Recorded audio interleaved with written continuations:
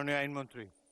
মাননীয় স্পিকার, আমি একটা ছোট্ট কারেকশন, একটু আগে যে মাননীয় বিরোধী দলীয় নেতা যে দুইটা আইন সম্পর্কে বলেছিলেন যে অধ্যাদেশের মধ্যে 133টার মধ্যে, আমি বলছি যে ওইটা 133টার মধ্যে এই দুইটা অধ্যাদেশ ছিল।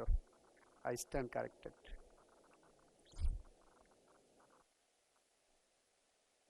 মাননীয় সদস্য আহমদ বিন কাসেম। ও মাননীয় বিরোধী দলীয় নেতা বলুন।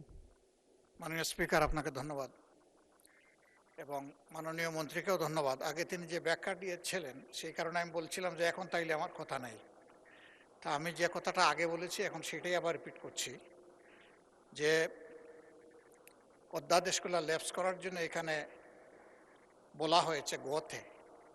আমরা মনে করি প্রত্যেকটাই অতি গুরুত্বপূর্ণ এবং জনগণের অধিকার সংরক্ষণের সাথে সম্পর্কিত। এই জন্যে এই প্রত্যেকটি বিষয়ই আমাদের সুস্পষ্ট প্রস্তাব হচ্ছে এই সংসদে উত্থাপন করা হোক এবং আমরা তাতে আলোচনায় অংশ নিতে চাই। ধন্যবাদ মাননীয় স্পিকার। মাননীয় আইনমন্ত্রী। মাননীয় স্পিকার, প্রত্যেকটি অধ্যাদেশই সংসদে উত্থাপিত হবে, ফার্স্ট রিডিং সেকেন্ড রিডিং হবে, ওইটার উপর আলোচনার সুযোগ থাকবে।